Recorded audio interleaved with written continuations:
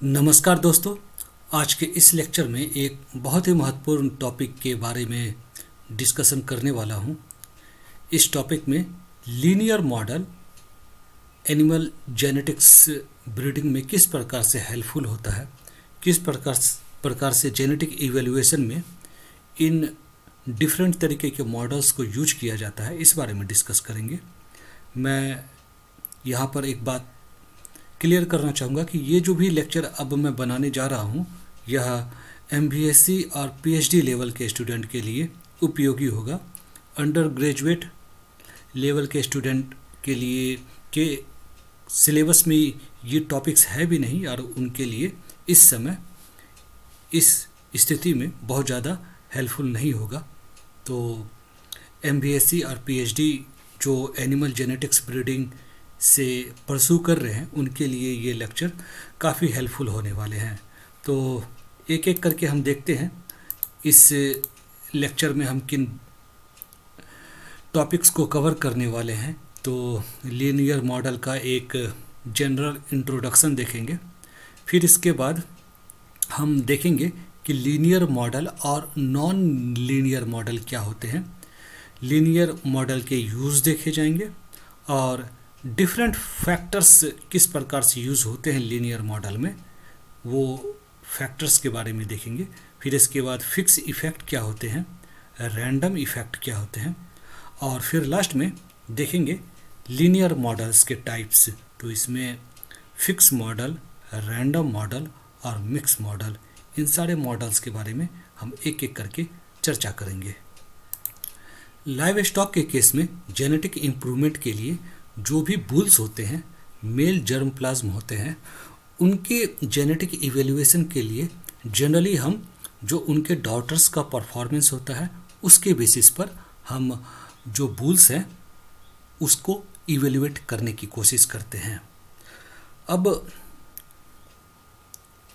यह बात हम लोगों को मालूम है कि जब भी हम किसी इंडिविजुअल को, किसी एनिमल को, उसकी परफॉर्मेंस को इवैल्यूएट करते हैं तो यह इवैल्यूएशन उनकी जेनेटिक मेरिट के बेसिस पर होनी चाहिए।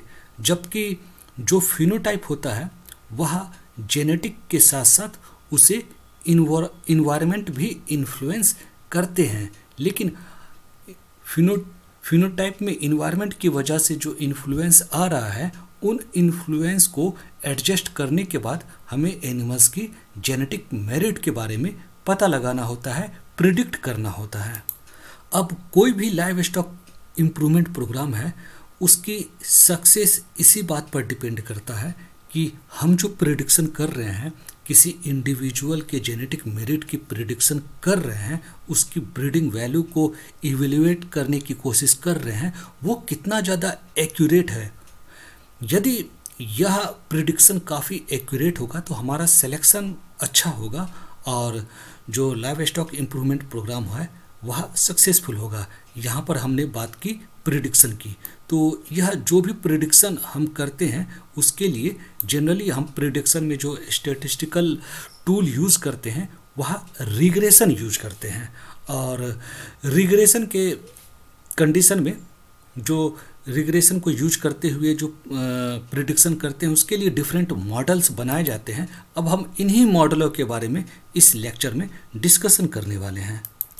जो एनिमल ब्रीडर होते हैं उसका मेन जो काम होता है, जो मेन उसका इंटेंशन होता है वह यह होता है कि वह किसी भी इंडिविजुअल एनिमल के अंदर एडिटिव जेनेटिक वैल्यू को कैलकुलेट करे, ट्रू ब्रीडिंग वैल्यू को एस्टिमेट करने की कोशिश करे, क्योंकि यह जो एडिटिव जेनेटिक वैल्यू या ट्रू ब्रीडिंग वैल्यू है वह एक जनरेशन से दूसरे जनरेशन में ट्रांसमिट होता है।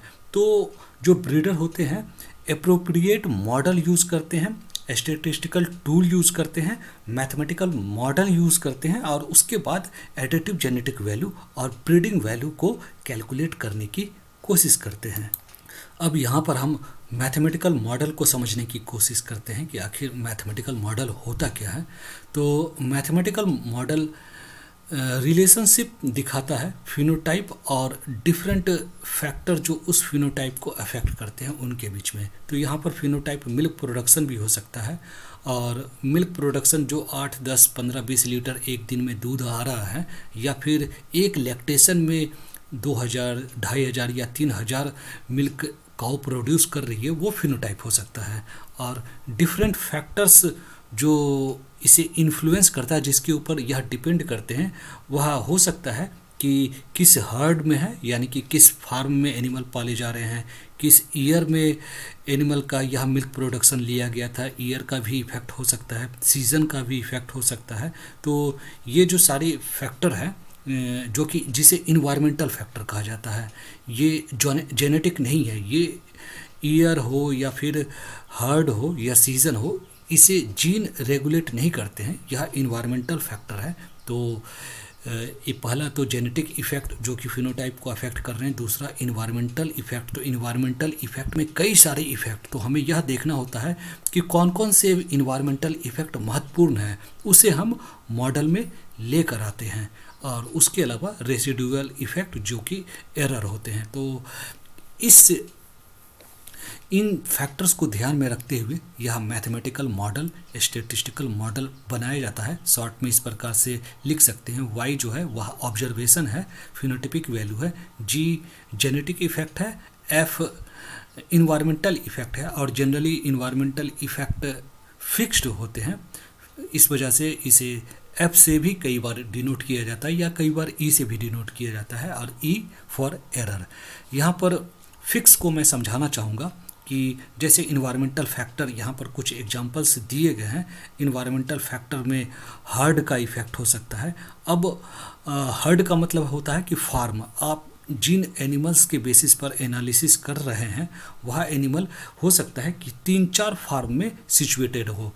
यदि हम मुर्रा बफल्लो की बात कर रहे हैं, मुर्रा बफल्लो में एनालिसिस कर रहे हैं, तो हो सकता है ये मुर्रा बफल्लो एनडीआरआई करनाल का एक फार्म में हो, दूसरा सीआईआरबी हिसार के एक फार्म में हो सकता है, तीसरा फार्म गढ़वासू का हो सकता है, या और भी फार्म हो सकते हैं। तो ये जो हमारे पास हर्ड है, तो ये जो हर्ड की संख्या है वो लिमिटेड है, इसे बोलते हैं लेवल्स, फैक्टर के लेवल। तो फैक्टर्स के लेवल जो हैं वो फिक्स्ड है, 2, 3, 4, 5, ये कुछ फिक्स नंबर में आ जाएंगे, काउंट में आ जाएंगे। तो इस वजह से इन इफेक्ट्स को हम फिक्स इफेक्ट कहते हैं। जैसे ईयर है, तो हो सकता है कि हमारे जो डाटा है वो 10 साल के ईयर में आ रहे हो, 2001 से लेकर 2010 के बीच में जो ऑब्जर्वेशंस आए हैं उसे हम यूज कर रहे हैं। तो ये 10 साल जो डिफरेंट लेवल्स है ईयर के, वो यहाँ पर एक बार हमने जब डाटा उठा लिया तो ये फिक्स हो गए कि इन ईयर के ही डाटा हमारे पास है। इसी प्रकार से हमारे जो सीज़न होते हैं, इंडियन कंडीशन में 4 सीज़न होते हैं, तो ये भी इनके जो डिफरेंट लेवल्स हैं वो फिक्स्ड है, 4 ही होंगे। तो इस वजह से इन इफेक्ट को फिक्स इफेक्ट बोलते हैं। या फिर हम किसी मॉडल में सेक्स देख रहे हैं, तो 2 ही सेक्स हो सकते हैं, मेल या फीमेल हो सकता है। तो ये जो भी सारे इफेक्ट हैं, इनके जो डिफरेंट लेवल्स हैं वो काउंटेड है, इस वजह से इन्हें फिक्स्ड कहा जाता है। तो इन्वायरमेंटल इफेक्ट, जेनेटिक इफेक्ट, उसके अलावा ई जो है वह एरर है। इन 3-4 वैल्यूज़ को यूज करते हुए हम यह मॉडल बनाते हैं, और उसके बाद जेनेटिक इफेक्ट को स्टडी करने की कोशिश करते हैं। अब लीनियर मॉडल क्या होता है, इसे समझने की कोशिश करते हैं। तो मैथमेटिकल मॉडल लीनियर उस कंडीशन में कहे जाएंगे जब हमारे पास जो वेरिएबल्स हैं उनके बीच में लीनियर रिलेशनशिप होंगे। तो हमारे पास एक डिपेंडेंट वेरिएबल है और दूसरा इंडिपेंडेंट वेरिएबल है। ये जो वेरिएबल है ये डिपेंडेंट वेरिएबल है, y जो है वह डिपेंडेंट वेरिएबल है जो डिपेंड कर रहा है फिक्स्ड इन्वायरमेंट के ऊपर और साथ ही साथ जेनेटिक वैल्यू के ऊपर।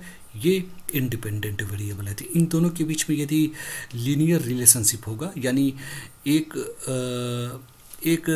वेरिएबल में इंक्रीज या डिक्रीज होता है, तो दूसरे वेरिएबल में भी लीनियर इंक्रीज या डिक्रीज होगा। तो इस कंडीशन में हम इसे कहेंगे लीनियर मॉडल, यदि इस तरीके का रिलेशनशिप देखता है। यदि इस तरीके के मॉडल का ग्राफ बनाया जाए, प्लॉट बनाया जाए, तो आप पाएंगे कि ग्राफ पेपर पे जो पॉइंट होंगे डिफरेंट पॉइंट्स होंगे वह स्ट्रेट लाइन पर आएंगे। तो इस तरीके के मॉडल्स को लीनियर कहा जाता है। मैं आगे भी दिखाऊंगा मॉडल में किस प्रकार से ये जो मॉडल लिख रहे हैं उसमें किस प्रकार उसको देखकर किस प्रकार से यह जाना जा सकता है कि मॉडल लीनियर है कि नॉन लीनियर।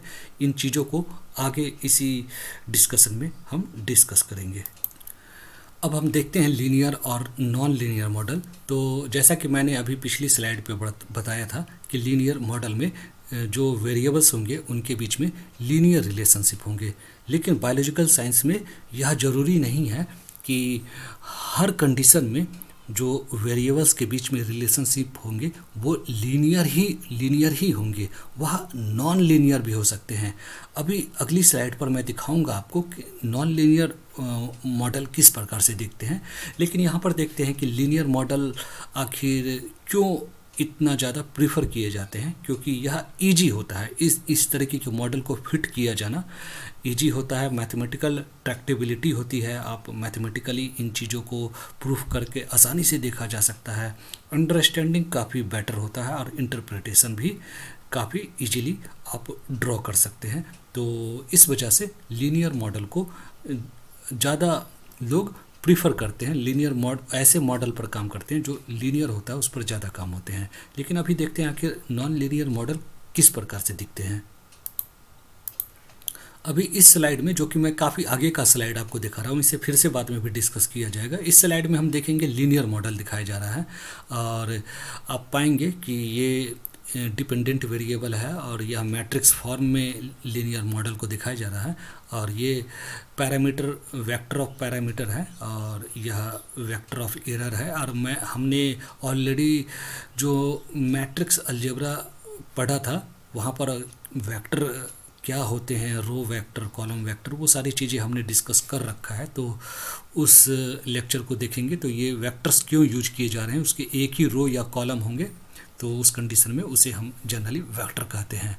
अब यहाँ पर हम लीनियर नॉन लीनियर पर आ जाते हैं। ये जो दिख रहा है मॉडल ये लीनियर है क्योंकि यहाँ पर जो पावर है, पैरामीटर के ऊपर जो पावर है वह पावर 1 है। पैरामीटर वेक्टर पे जो b है उस पर पावर आपको 1 दिख रहा है। यदि इस तरीके के मॉडल में जो पावर्स हैं वो 1 के अलावा 2, 3 इस तरीके के दिखते हैं ये, तो फिर उस कंडीशन में यह हम कह सकते हैं कि यह जो मॉडल है वह लीनियर नहीं है, वह नॉन लीनियर मॉडल है। तो इस प्रकार से हम समझ सकते हैं कि आखिर मॉडल यदि हमारे पास है और जो इंडिपेंडेंट वेरिएबल है उसके जो पैरामीटर्स या फिर जो वेरिएबल को लिखा जाता है, यदि वहाँ पर उस इक्वेशन में हम पावर को 1 के अलावा स्क्वायर, क्यूब इस तरीके का पावर्स हम यूज करते हैं तो उस कंडीशन में हम कह सकते हैं कि वह जो मॉडल है वह नॉन लीनियर है।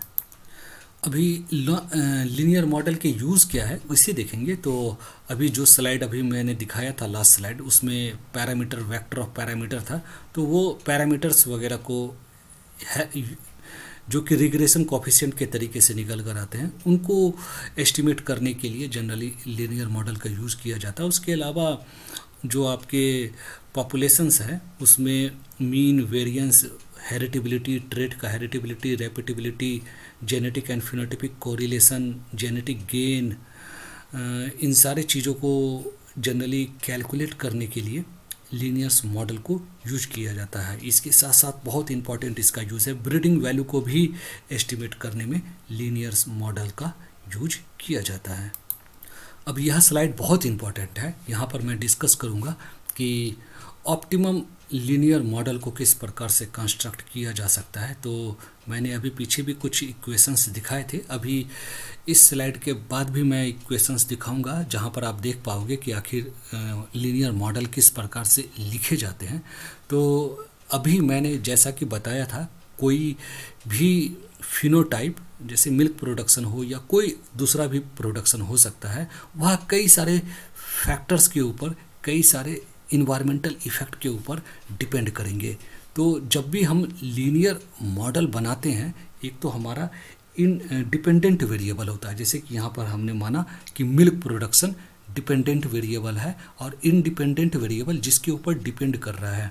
जैसे सीज़न हो सकता है, ईयर का इफ़ेक्ट हो सकता है, हर्ड का इफ़ेक्ट हो सकता है। तो ये सारे जो इफ़ेक्ट होंगे वह आपके फैक्टर हो जाएंगे, इन्वायरमेंटल फैक्टर हो जाएंगे और ये इंडिपेंडेंट वेरिएबल होंगे। तो आपको उन फैक्टर्स को यूज़ करना है जिनका सब्सटेंशियल इफ़ेक्ट हो डिपेंडेंट वेरिएबल के ऊपर। तो आपको जो भी मॉडल बना रहे हैं उसकी बायोलॉजी समझ में आना चाहिए कि आखिर यह जो डिपेंडेंट वेरिएबल है वह इन्हीं फैक्टर के ऊपर डिपेंड करता है। यदि आप अपने मॉडल में ऐसे फैक्टर ले आओगे, उसको इंक्लूड कर लोगे जिसका कि बहुत ज़्यादा इम्पैक्ट नहीं होगा डिपेंडेंट वेरिएबल के ऊपर, तो आपका मॉडल जो होगा वो फेल हो जाएगा। उसकी वजह से पूरा कैलकुलेशन अच्छा नहीं आएगा, आपका प्रेडिक्शन बहुत पुअर हो जाएगा। तो आपको पता होना चाहिए कि आखिर आपको कौन कौन से फैक्टर यूज़ किए जाने हैं इस मॉडल के अंदर। तो जाहिर सी बात है कि आपको number of independent variable optimum रखना है। आप यह भी बात सही है कि यदि आपको मालूम है कि ये सभी इंडिपेंडेंट वेरिएबल आपके डिपेंडेंट वेरिएबल को अफेक्ट कर रहे हैं, तो उस कंडीशन में जैसे जैसे आप नंबर ऑफ फैक्टर बढ़ाते चले जाओगे वैसे वैसे आपकी आर स्क्वायर वैल्यू कहने का मतलब है कि जो एक्यूरेसी है वह इंक्रीज होता जाएगा। लेकिन फिर भी आपको जो नंबर ऑफ फैक्टर है उसे ऑप्टिमम रखना है, बहुत ज़्यादा नहीं बढ़ाना है। थोड़ा सा आर स्क्वायर यदि इंक्रीज करता है उसके लिए आपने बहुत सारे फैक्टर बढ़ा दिए तो दिक्कत क्या आएगा कि जो कॉस्ट ऑफ रिकॉर्डिंग होता है वो काफ़ी ज़्यादा बढ़ जाएगा, क्योंकि जितने ज़्यादा वेरिएबल आप यूज करेंगे उनकी रिकॉर्डिंग करने के लिए आपको कॉस्ट पे करना पड़ेगा और वह कॉस्ट इतना ज़्यादा हो जाएगा कि उस मॉडल को की एक्सेप्टेबिलिटी नहीं होगी। इस वजह से ऑप्टिमम मॉडल को बनाने के लिए हमें कोशिश यह करना चाहिए कि हम मिनिमम पॉसिबल फैक्टर को यूज़ करते हुए मैक्सिमम एक्यूरेसी को लेकर आएँ। अब हम यहाँ पर देखेंगे क्लासिफिकेशन ऑफ इफ़ेक्ट या फिर क्लासिफिकेशन ऑफ फैक्टर। तो फैक्टर मेनली दो तरीके के होते हैं, फिक्स इफ़ेक्ट या और दूसरा रैंडम इफ़ेक्ट। पहले देखते हैं फिक्स इफ़ेक्ट। तो ऑलरेडी मैंने डिस्कस किया है, फिक्स इफ़ेक्ट वैसे इफ़ेक्ट होते हैं जिसमें किसी एक फैक्टर के जो डिफरेंट लेवल्स होते हैं वो बिल्कुल काउंटेड होते हैं और जो भी इंडिविजुअल है, जो भी ऑब्जर्वेशन है वह किसी न किसी लेवल में जाकर फिट हो जाएगा। 100% all individual will fit in certain levels, यह जरूरी है। जैसे कि फॉर एग्जांपल मान ले आपने सेक्स को एक फैक्टर माना है और उसके दो लेवल्स आपने लिए हैं, लेवल या कैटेगरी कहा जाए, दो कैटेगरी लिया है मेल और फीमेल। तो आपके पॉपुलेशन में जितने भी इंडिविजुअल होंगे वह या तो मेल होंगे या तो फीमेल होंगे। तो इन दोनों लेवल्स में हर एक ऑब्जर्वेशन, हर एक इंडिविजुअल किसी न किसी लेवल में जाकर फिट हो जाएगा। इसी प्रकार से आपने यदि सीज़न ले लिया है तो सीज़न में भी 4 सीज़न होंगे और आपका जो भी परफॉर्मेंस आ रहा है वो किसी न किसी सीज़न में आएगा। तो वो चारों में से किसी न किसी सीज़न में जाकर वो परफॉर्मेंस फिट करेगा। इन 4 लेवल्स के बाहर कोई ऑब्जर्वेशन नहीं आ सकते हैं। तो इस तरीके के जो इफ़ेक्ट होते हैं उसे फिक्स इफ़ेक्ट कहा जाता है। अब जो दूसरा इफ़ेक्ट है वह है रैंडम इफ़ेक्ट।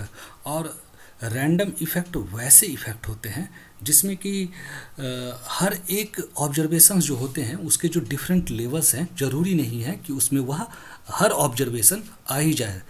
सम टाइम कुछ रेयर कंडीशंस में कुछ ऐसे ऑब्जर्वेशंस होते हैं जो कि आपने लेवल्स बनाए हैं वो उससे बाहर चला जाए। इसके एग्जाम्पल की बात की जाए तो सबसे इम्पॉर्टेंट जो इसका एग्जाम्पल है वह है सायर इफ़ेक्ट। सायर इफ़ेक्ट में अनलिमिटेड नंबर ऑफ सायर्स यूज किए जाते हैं और आपने जो डिफरेंट लेवल्स बनाए हैं हो सकता है कि कुछ शायर वहाँ से उस लेवल्स में ना आए, उसको आपने एक्सक्लूड किया है, क्योंकि शायर के नंबर इतने ज़्यादा होते हैं ब्रीडिंग में कि यह पॉसिबल नहीं है कि हर शायर के लिए लेवल्स को बनाया जा सके। अब यहाँ पर एक और इम्पॉर्टेंट टर्म है जिसे मैं डिस्कस करूँगा, डमी वेरिएबल क्या होता है। जनरली कई बार पूछ लिए जाते हैं कि डमी वेरिएबल क्या होता है। तो यदि आप जो मॉडल यूज़ कर रहे हैं उसमें कोई एक वेरिएबल है जो कि वैसे तो बायोलॉजिकली कंटिन्यूअस वेरिएबल है, लेकिन आपने अपने मॉडल के अंदर उस कंटिन्यूअस वेरिएबल को, अब कंटिन्यूअस वेरिएबल क्या होता है, बहुत बेसिक सा क्वेश्चन है कि मान ले कि आपका जो मिल्क प्रोडक्शन है वह कंटिन्यूअस वेरिएबल है, क्योंकि इसमें जो प्रोडक्शन होगा वह स्मूथ वेरिएशंस उसके अंदर आएंगे। एनिमल का जैसे लैक्टेशन मिल्क यील्ड कहा जाए तो वो 2500 भी हो सकता है, 2505 भी हो सकता है, 2515 भी हो सकता है। तो इस तरीके से एक स्मूथ वेरिएशन होता है। जबकि डिसकंटिन्यूअस वेरिएशन कहा जाए तो जैसे कि सेक्स है, मेल फीमेल, इस तरीके के वेरिएबल जिसमें कि बिल्कुल डिस्क्रीट एक लेवल के बाद बिल्कुल दूसरे लेवल पर जाएगा वेरिएशन, तो उस तरीके के जो वेरिएशंस होते हैं उसको डिसकंटिन्यूअस कैटेगोरिकल वेरिएबल कहा जाता है। तो अब आपका जो वेरिएबल है वह है तो कंटिन्यूअस वेरिएबल, लेकिन आपने उसे कन्वर्ट कर दिया कैटेगोरिकल में, क्योंकि आपने लेवल फिक्स कर दिया कि मान ले कि मिल्क प्रोडक्शन यदि 2000 से कम होगा तो उसे एक लेवल मान लेंगे, और जो 2000 से ज़्यादा होगा उसे हम दूसरा लेवल मान लेंगे। अब आपको वैल्यू बिल्कुल एग्जैक्ट वैल्यू यूज़ नहीं करना है अपने मॉडल में, 1 2 इन दो फॉर्म में यूज़ करना है, इन दो कैटेगरी में यूज़ करना है। यदि 2000 से कम का मिल्क प्रोडक्शन होगा तो 1 लेंगे, और यदि 2000 से ज़्यादा होगा तो 2 लेंगे। तो इस प्रकार से हमने एक कंटिन्यूअस वेरिएबल को कैटेगरिकल वेरिएबल में, कैटेगरी क्योंकि उसके अंदर कैटेगराइजेशन हो गया तो कैटेगरिकल में बना दिया। तो इस तरीके के जो वेरिएबल्स होते हैं जो यूज किए गए हैं उसे हम डमी वेरिएबल कहते हैं। अब टाइप्स ऑफ लीनियर मॉडल की बात की जाए तो आप किस तरीके के वेरिएबल यूज कर रहे हैं, फैक्टर यूज कर रहे हैं, आपके इफ़ेक्ट किस तरीके के हैं, उसके बेसिस पर फिक्स मॉडल हो सकता है, रैंडम मॉडल हो सकता है, मिक्स्ड मॉडल हो सकता है। तो फिक्स मॉडल में जो सारे फैक्टर होंगे वो फिक्स टाइप के होंगे, सीज़न, ईयर, पीरियड, सेक्स, इस तरीके के। यदि सिर्फ इस तरीके के इफेक्ट आपने लिए है तो वह मॉडल फिक्स मॉडल हो जाएगा। रैंडम वाले में रैंडम इफेक्ट आपने लिया है, यदि मान ले सिर्फ आप शायर के इफेक्ट को देख रहे हैं तो फिर वह मॉडल रैंडम हो जाएगा। यदि आपने फिक्स और रैंडम दोनों तरीके के इफेक्ट को अपने मॉडल में यूज किया है तो वह मॉडल फिर मिक्स्ड मॉडल हो जाएगा। अब यह स्लाइड बहुत इम्पॉर्टेंट है, इसमें एक फिक्स मॉडल को दिखाया जा रहा है, फिक्स लीनियर मॉडल है। और इसी तरीके का स्लाइड, इसी तरीके का डिस्कशन मैं लिस्ट स्क्वायर एनालिसिस में भी करने वाला हूं, और यहाँ बहुत सारी चीज़ें कंसेप्ट लिस्ट स्क्वायर एनालिसिस की भी क्लियर करेंगे यहाँ पर। तो यह मॉडल है और ये फिनोटाइप है या ऑब्जर्वेशन है, जो ये वाई है, ठीक है, YIJKLM तक लिखा हुआ है, और यह ऑब्जर्वेशन है, फिनोटाइप है। मान लें कि लैक्टेशन मिल्क यील्ड है, म्यू जो है वह ओवरऑल मीन है, SI जो है, यह जो 4 है ये फैक्टर यूज किए गए हैं। इन फैक्टर को स्टडी किया जा रहा है कि इसका मिल्क प्रोडक्शन पर क्या इफ़ेक्ट आ रहा है। तो सीज़न का इफ़ेक्ट को देखा जा रहा है, पीरियड के इफ़ेक्ट को देखा जा रहा है, एज ग्रुप के इफ़ेक्ट को देखा जा रहा है, और डेज ओपन या सर्विस पीरियड के इफ़ेक्ट को देखा जा रहा है। तो ये चारों के चारों जो इफ़ेक्ट है यह फिक्स्ड है, तो इसलिए यह फिक्स्ड मॉडल है। और लास्ट में ई है जो कि एरर को दिखा रहा है। अब यहाँ होता क्या है, इसको लिस्ट स्क्वायर एनालिसिस के तरीके से इसे देखा जाए तो होता क्या है कि ये जो एनालिसिस करने के बाद यह देखा जाता है, एनोवा टेबल जो बनता है उसको देखकर यह देखा जाता है कि क्या सीज़न का इफ़ेक्ट सिग्निफिकेंटली अफेक्ट कर रहा है क्या मिल्क प्रोडक्शन को, क्या पीरियड का इफ़ेक्ट सिग्निफिकेंटली अफेक्ट कर रहा है मिल्क प्रोडक्शन को, क्या एज ग्रुप का इफ़ेक्ट सिग्निफिकेंटली अफेक्ट कर रहा है आपके जो भी मिल्क प्रोडक्शन है, जो भी डिपेंडेंट वेरिएबल है उसे, या सिमिलरली क्या सर्विस पीरियड या डेज ओपन जो है वह क्या अफेक्ट कर रहा है आपके मिल्क प्रोडक्शन को। यह इनोवा टेबल की मदद से जो उनकी पी वैल्यूज़ आती हैं उसकी मदद से यह सिग्निफिकेंट है या नहीं है वह देखा जाता है। यदि ये सिग्निफिकेंट आते हैं तो इसका मतलब है कि सीज़न का इफ़ेक्ट, यदि मान लो सीज़न का इफ़ेक्ट सिग्निफिकेंट आ गया तो फिर हमें सीज़न, यदि हमें ब्रीडिंग वैल्यू निकालना है या फिर एनिमल का एक्चुअल परफॉर्मेंस निकालना है सिग्निफिकेंट आने के कंडीशन में, जो list square constant particular season के लिए आ रहा है उसको लेकर एडजस्ट करना होगा हमें एनिमल का जो परफॉर्मेंस है उसे। ठीक है, ये सारी चीज़ें लीस्ट स्क्वायर में ज़्यादा अच्छे से मैं क्लियर करूँगा, लेकिन यहाँ पर आप देख पाएंगे कि मान लो कि आपके दो इफेक्ट, सीजन का इफेक्ट और पीरियड का इफेक्ट, ये दोनों सिग्निफिकेंट अगर और ये दोनों सिग्निफिकेंट नहीं है, तो इन दोनों के बारे में चिंता करने की आवश्यकता नहीं है, ये सिग्निफिकेंट नहीं है।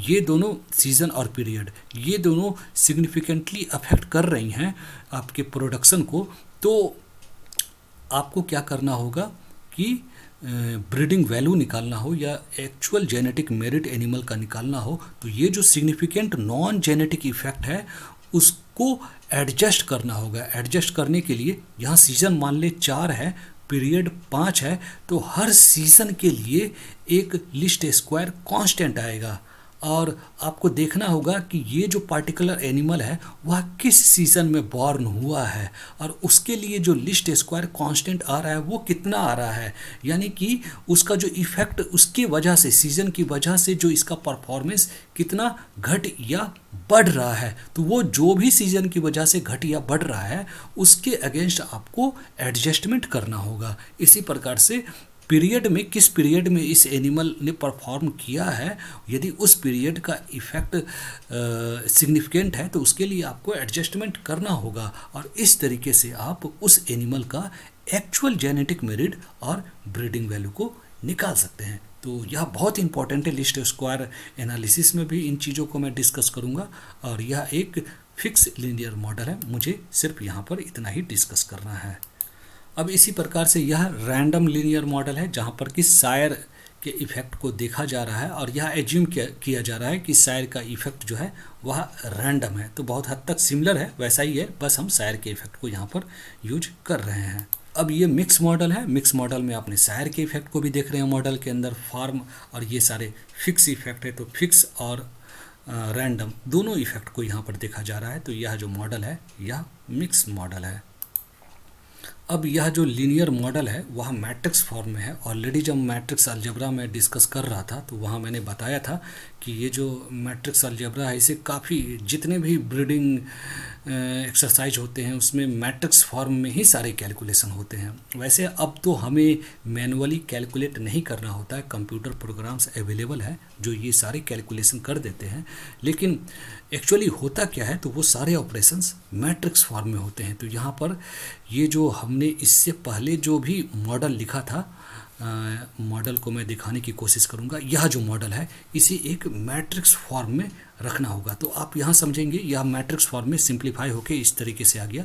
जो यहाँ पर y है वह ऑब्जर्वेशन ऑफ डिपेंडेंट वेक्टर है। तो डिपेंडेंट वेक्टर ऑलरेडी मैंने मैट्रिक्स अलजेब्रा में बता रखा है, वेक्टर रो वेक्टर हो सकता है या कॉलम वेक्टर हो सकता है। तो यह एक, इसमें सिर्फ एक ही कॉलम होगा, एक कॉलम होंगे और कई सारे रोज़ होंगे, तो यह कॉलम वेक्टर बनेगा आपका। तो यह जो यह y जो है यह एक वेक्टर के फॉर्म में आएगा और इसे कहा जाएगा ऑब्जर्वेशन और डिपेंडेंट वेक्टर। तो ये डिपेंडेंट वेरिएबल है या ऑब्जर्वेशंस है, तो इस वजह से इसे ऑब्जर्वेशन और डिपेंडेंट वेक्टर कहा गया। अब यह जो x है वह इंसिडेंस और डिज़ाइन मैट्रिक्स कहा गया है। तो यह जो x है यह इसके अंदर जो भी आपके इंडिपेंडेंट वेरिएबल्स हैं उनकी वैल्यूज़ होंगी। तो यहाँ पर यह वेक्टर के फॉर्म में नहीं होगा, ये मैट्रिक्स के फॉर्म में होगा, क्योंकि यहाँ पर s के रिगार्डिंग वैल्यू, f के रिगार्डिंग वैल्यू, p के रिगार्डिंग वैल्यू, m के रिगार्डिंग वैल्यू, तो ये जो भी आपके इफ़ेक्ट है इसके रिगार्डिंग वैल्यू होंगे। तो यहाँ पर जो ये होंगे आपके 4 कॉलम बनेंगे और रो तो जितने नंबर ऑफ इंडिविजुअल होंगे सबके लिए ये एक एक वैल्यू आएगा। तो 4 तो आपके कॉलम बन जाएंगे और रो आपके नंबर ऑफ ऑब्जर्वेशन के ऊपर डिपेंड करेंगे, जितने ऑब्जर्वेशन होंगे उतने आपके ये रो बन जाएंगे। तो ये आपके हो गए एक्स जो है वह है इंसिडेंस और डिजाइन मैट्रिक्स। अब यह जो बी है, बी वेक्टर ऑफ पैरामीटर है। तो हमें यहाँ पर सबसे ज़्यादा इम्पॉर्टेंट होता है वेक्टर ऑफ पैरामीटर, जिसके बेसिस पर हम ये सारे कैलकुलेशंस या प्रिडिक्शन करने की कोशिश करते हैं। तो ये पैरामीटर का वेक्टर है जो कि काफ़ी इम्पोर्टेंट है, और ई जो है वो वेक्टर ऑफ एरर है। तो यहाँ पर जो पैरामीटर बी हो या फिर ई हो, ये दोनों वेक्टर के फॉर्म में है, ठीक है, इसमें सिर्फ एक ही कॉलम होगा, तो ये वेक्टर के फॉर्म में है। और इसी प्रकार से ये कैलकुलेशंस आगे देख रहे हैं, ये एनालिसिस ऑफ मैं बता रहा था अभी आपको, एनालिसिस ऑफ वेरिएंस नहीं, लिस्ट स्क्वायर एनालिसिस। तो लिस्ट स्क्वायर एनालिसिस का जो कैलकुलेशन है वो कुछ इसी प्रकार से होता है। तो इस प्रकार से हम इसे सॉल्व करने की कोशिश करते हैं, जिसमें अभी बहुत डीप में नहीं जाऊंगा। लिस्ट स्क्वायर एनालिसिस जब डिस्कस करूंगा तो वहाँ पर इन सारी चीज़ों को थोड़ा ज़्यादा डीपली डिस्कस करेंगे।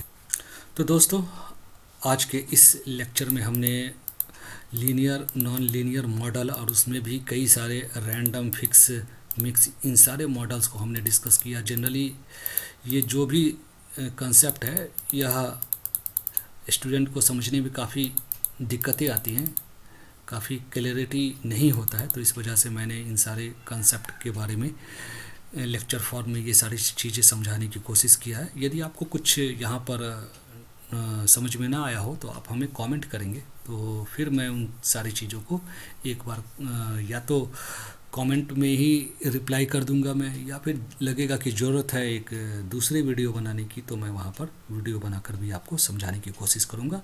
Thanks for watching my video. Thank you very much.